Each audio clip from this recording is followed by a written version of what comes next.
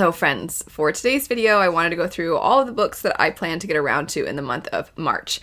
I am finding that this month is going to be interesting as I've put in a lot of holds through the Libby app of my library for some audiobooks as well as physical copies. I've put on hold at the library and I have been perfectly content to just have those holds and wait until it's my time to get the book because I've had so many other things to get around to in these first few months.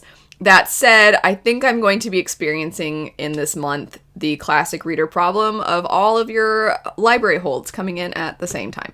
So March is going to probably have the ones that I'm going to mention that I have on hold through the library.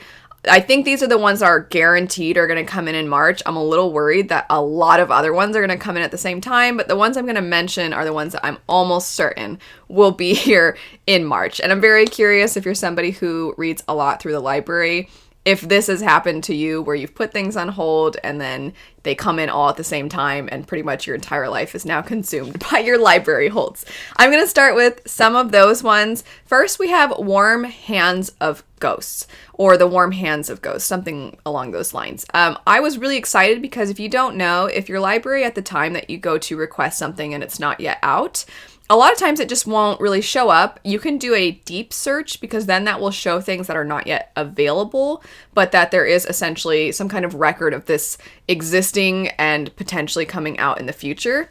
And if you find it, you can put a notification so that your library will tell you when a copy comes in. And then once you do that, then you can put it on hold, even though it's not out yet, so that when it is out, you will be one of the first people in line. And The Warm Hands of Ghosts was, I think I'm first in line for this one. So as soon as this one comes out, I plan to check it out. If you haven't seen anything about this one I think a lot of times was categorized when I was doing anticipated releases videos as just general fiction because it's historical fiction fantasy. But it's written by Catherine Arden, who wrote The Bear and the Nightingale, and I know it's one that so many people really love, so this might be one to put on your radar. I don't know a whole lot about it. I just know there is a character who doesn't believe that her brother has actually passed away. He was a soldier in war. And she, I believe, thinks that he is still alive, but they have said that he's passed away. And so there's something going on with that. And there seems to be another individual, a medic or something, who might have more information on this. And so our character is looking to them for answers. I haven't read it, of course, so I could be a little wrong with that. But it sounded really good to me, and I'm really excited that that never happens. I'm never first in line for any of the holds that I have in this fashion. So really excited to get around to this one. We also have A Tempest of Tea. I don't think I'm first in line for this one, but I'm one of the first people in line, and I think that I will be able to have access to this one in March. It was, I believe, a February release, and I think by the time that people have gotten around to it, then it'll be my turn in March. And I'm very excited as this one has been somewhat compared to Six of Crows, which makes me very excited. I believe it's a heist story. I know something being a heist story does not necessarily mean it is like Six of Crows, but I think there are elements to it that seem rather similar as far as their settings, the advancement of technology in the fantasy world, and I believe there are vampires also, which seems, I don't know how I feel because vampires seem to be coming back, and so I'm worried we're all going to get tired of vampires very quickly, and that it won't actually be fair to the books that are coming out right now, but I am still excited for this one, and if you do a story well, even if it has the, oh my gosh, we're all so tired of this trope or trend, if you do it well, then I don't mind. I just worry for this book as far as how everybody's going to receive it. And I don't know, maybe I won't even like it. But anyway, excited nonetheless. Also, Fathom Folk. This is one where it seems to have this really cool city water setting, and the idea of this like aquatic metropolis sounds really cool. The description of it really seems to be leaning into its setting as well. So I'm not really sure how I'm going to feel about the plot itself, the characters, but I think I'm at least guaranteed to find this setting a lot of fun. A Fate Inked in Blood is another one I think I'll be able to get my hands on very quickly in March. This is one by Danielle Jensen, who is the author of the Bridge Kingdom series. And I believe it's a hybrid author where some of her books are self-published or indie published, and then some of them are traditionally published. And this one seems to be traditionally published. But I am interested in just reading things by her, as I like how she writes fantasy romance, and I want to read more things by her. This one I do believe is considered fantasy romance, and I think it's got more of a Norse setting. And I've only read the Bridge Kingdom books by her, and that just kind of had a fantasy setting, basically. It was a political fantasy setting. There was really no magic at all. And I know she has some other series too. I think she has a YA series, or maybe multiple YA series I have yet to check out. But A Fate Inked in Blood sounded quite good. I do tend to like a lot of Norse-inspired stories, so fingers crossed that I'm going to really like this one also. And then Sunbringer.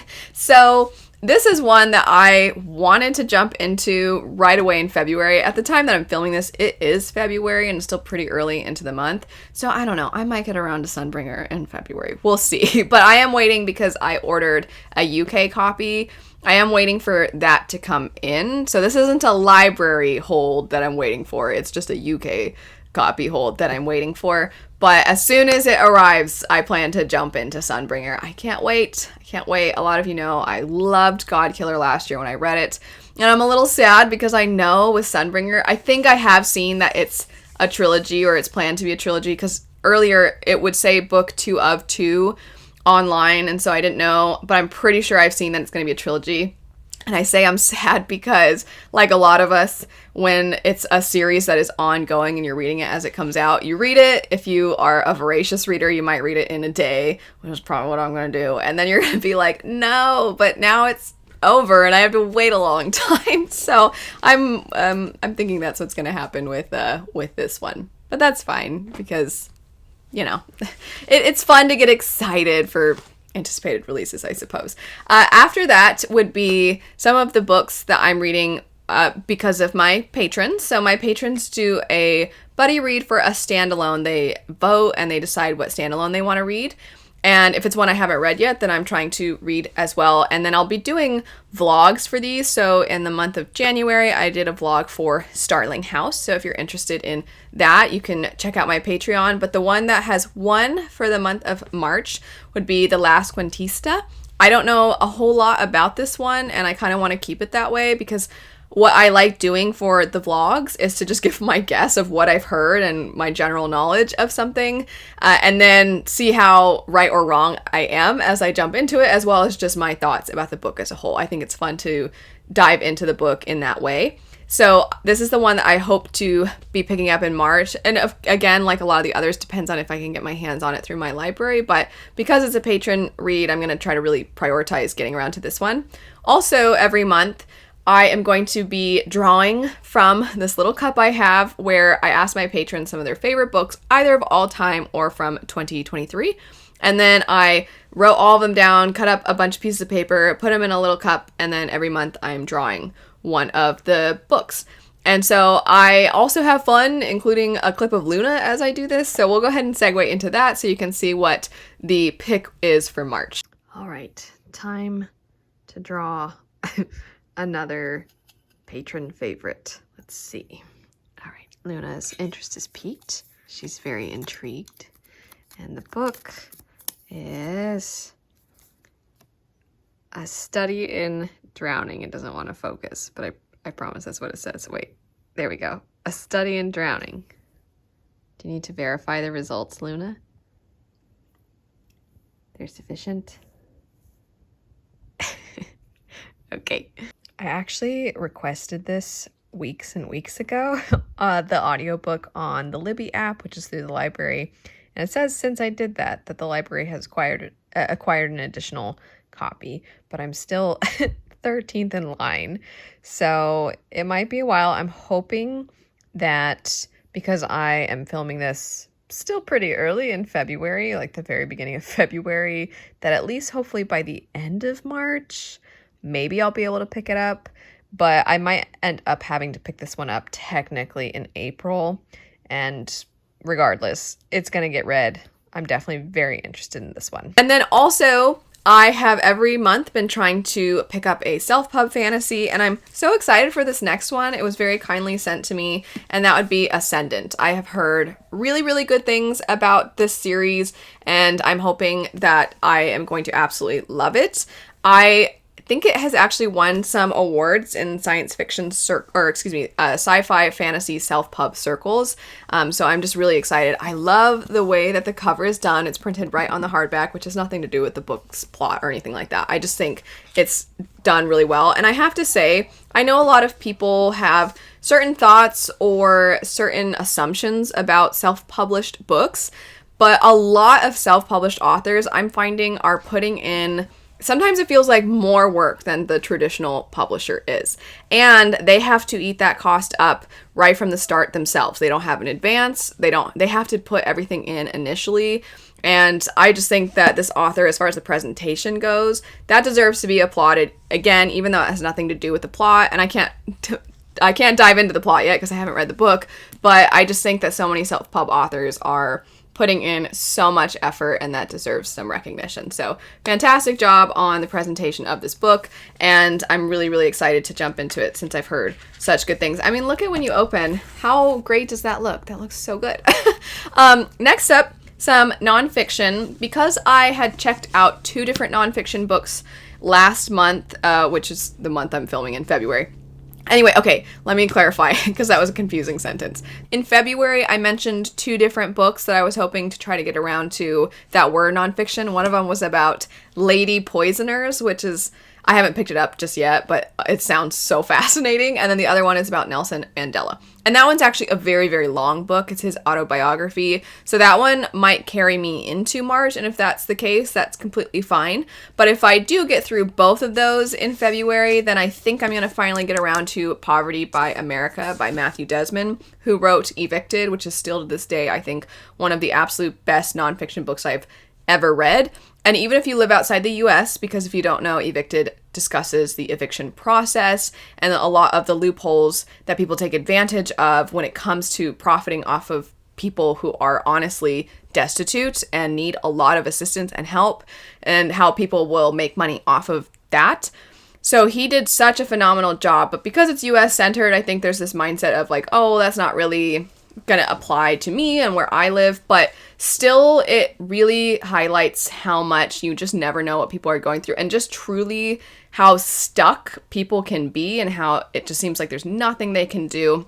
And something as simple as your means of transportation is no longer available to you, and thus the job that you finally were able to get so you could try to get back up on your feet, now they've fired you because you couldn't get to work because your transportation failed you, but you didn't have the money to fix that, so now you're stuck again. And just little things like that, that so many of us, when we have some safety net, whether it be family or friends or some person, something that we can access, it doesn't seem like it would be that easy to fall into these situations. But for a lot of people, that is their reality, and Evicted just depicts that really, really well. And it just kind of builds empathy, I think, in general, when you're reading about other people's experiences. Anyway, it's a fantastic book. I believe it won the Pulitzer. So I've been really wanting to pick up Poverty by America for a while. It came out last year, but I just never had a chance to get around to it. So fingers crossed I can get to it in March, but might end up being an April book because of those 2 other nonfiction. And then the last couple are ones that I'm very excited for. One of them is just going to be continuing with the Age of Madness series by Joe Abercrombie. And I don't know if I'll have already read through the second one and the third one in February, so it's possible I'll be done with the trilogy by this video's date that it goes up. But also it's possible that I won't be, and thus I'll be picking up Wisdom of Crowds in March. And I can't wait. And then also we have Guns of the Dawn. This is one where I had put in a request at my library for the audiobook. And they, because if you don't know, you can request from your library that they purchase certain books.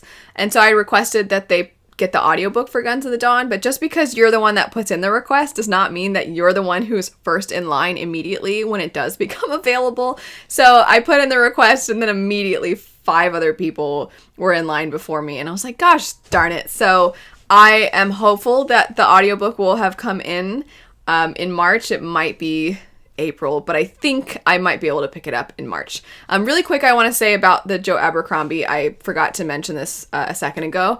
I did do a whole video for A Little Hatred. It's a reading blog. It is non-spoiler, so if you haven't picked up Abercrombie's books, there's not going to be any plot things revealed or anything like that. And I'm really careful about how I talk about it. But I kind of look back at the initial trilogy and compare it to reading this first book in the new series. So that first book is A Little Hatred. If you've been curious about Abercrombie books, if you're curious about a juxtaposition between the first series and then jumping into the next, anything like that, I'll have that video linked. But anyway, that's it for some of my March TBR. I'm hoping that I'll be able to get around to more than just these, but we'll see. There are also a lot of other manga and video games and shows and things like that that I'm planning to pick up in March. And I discussed that over on my side channel, Full Meta Analysis. So if you're interested in that channel, I'll have it linked. And if you're just somebody who likes video games and manga and those sorts of things, then that channel might be fun for you in general. But thanks so much for watching. I hope you all have a lovely rest of your day, and I'll see you later. Bye.